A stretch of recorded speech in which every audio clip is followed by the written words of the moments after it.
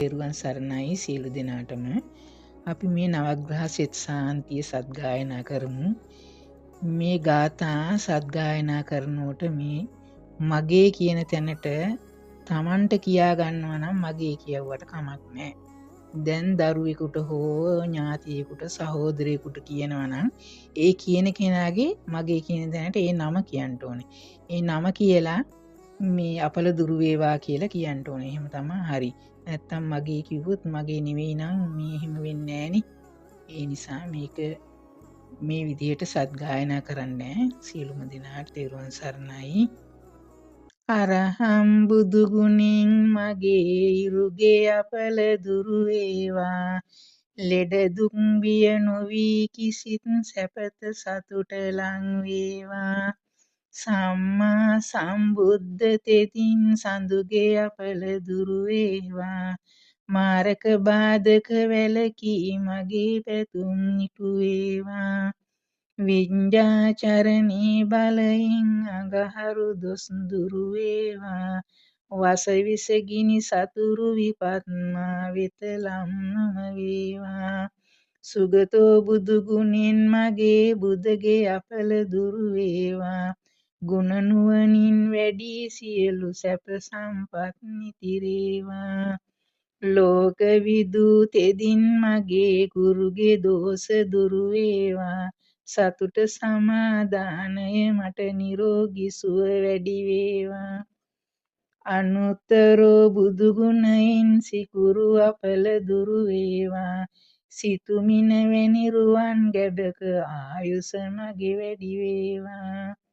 පුරුෂ ධම්ම සාරති බලමයිමින් සැඩ සෙනසුරාගේ අකල විකල භූත දෝෂ ගැටුම් වැටුම් හා ඔඩිවින දුරර සියලු මෙකී දෝෂ විලස සාදු ජය බෝරුක ජින පංජරයක් වේවා සෙනසුරු දොස් දුරු වේවා.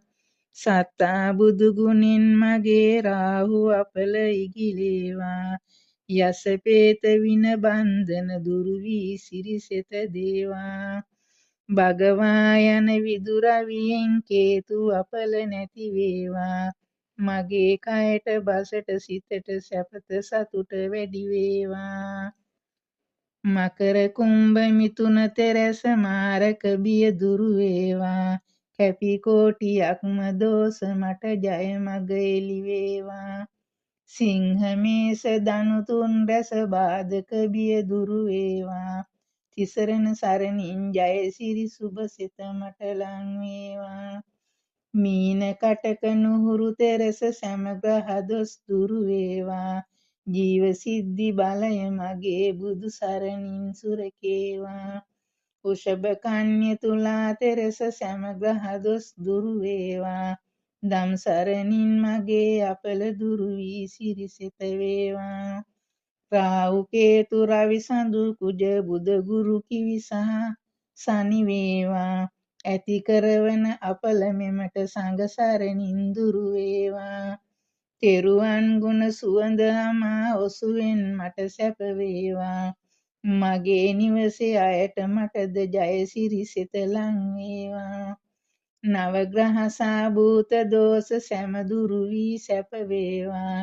ජය බෝරුක මුනි පිට දුන් මට ජය සිරිසෙත වේවා. ජය සිරිමා බෝර යුගේ දක්ෂිත සාකා සෙවණේ. දීප ධූප මල් සුවඳින් ගිලන් පසින් පුද දෙමිනේ. දහස් දෙනා එක් රොක් වී කරන මෙපින් මෙත් සිතිනේ.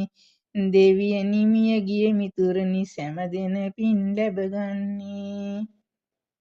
මේ ගාථා ටික සද්ගායනා කරන්න උදේ හවස සද්ගායනා කරන්න. එතකොට තියෙන සියලුම ග්‍රහඵල දුරු වෙලා යනවා. නවග්‍රහ නව දිනාගෙන් ඇතිවෙනා වූ ග්‍රහඵල දුරු වෙලා යනවා. උදේ හවස සද්ගායනා කරන්න.